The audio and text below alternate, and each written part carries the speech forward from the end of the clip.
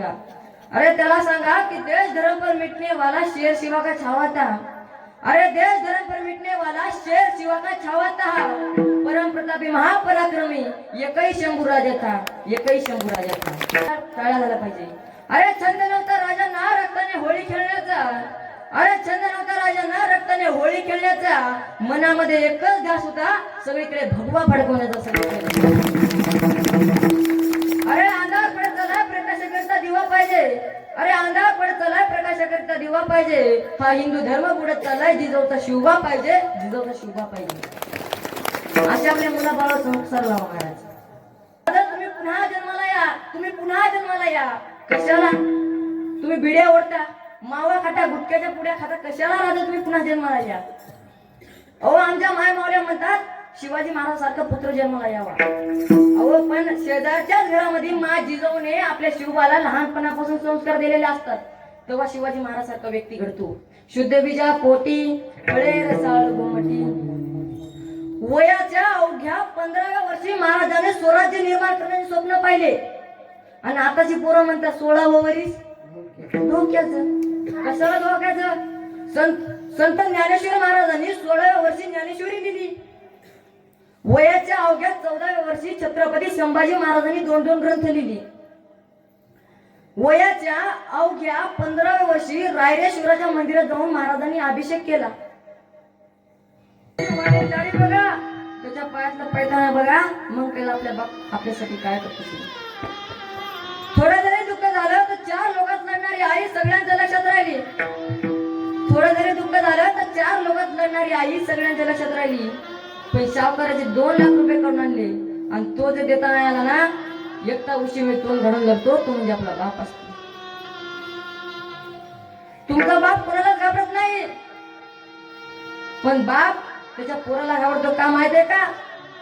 त्याला वाटते आज माझं 15 ते 52 वर्ष वय, आणि मी जर एखाद्या पान टपरीवर कुठे उभं टाकलो आणि माझाच पोरगा पाटलाच्या वरातीमध्ये दारू पिऊन नाचायला लागला, तेव्हा आपला बाप, तेव्हा लोक आपल्याला अक्कल शिकवतील, आपली अक्कल काढतील, म्हणून आपला बाप आपल्या पोराला घाबरत असतो। आपला बाप कसाही असू द्या, नुसतं दारी बसल्या महाराज, एका पण पाप्याची टाप होणार नाही आपल्या घरावर नजर टाकण्याची।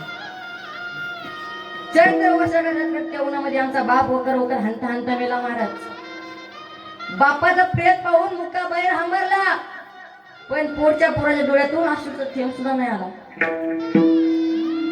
अरे दुसऱ्याचा जर बांधावर गेलेला आमच्या बाप्पाने बैलाला आरवणी मारली तर मुक्का बैल मागे फिरला, पण पोरचा पोरगा मागे नाही फिरला। कीर्तनात आलेल्या प्रत्येक दिदींना माझी एकच विनंती आहे की तुमचा बाप तुमच्यासाठी 4 वेळेस लढतो। जेव्हा आपल्या मुलीचं लग्न ठरते का, तो आपला बाप पहिल्यांदा लढतो, दुसऱ्यांदा लढतो। जेव्हा मुलगी सासरी जाते का, तो आपला बाप दुसऱ्यांदा लढतो। जेव्हा आपली मुलगी सासरी होऊन टाकून दिली जाते, तेव्हा आपला बाप तिसऱ्यांदा लढतो, आणि 4थ्यांदा लढतो। ज्या मुलासाठी लाखो करोडची इस्टेट जमा केली आणि तोच मुलगा आपल्या बापापासून वेगळा राहायला लागला का, तेव्हा आपला बाप 4थ्यांदा लढतो। आठवा तो प्रसंग, समोरच्या खोलीत पाहुणे बसले, मागच्या खोलीमध्ये आई स्वयंपाक करते।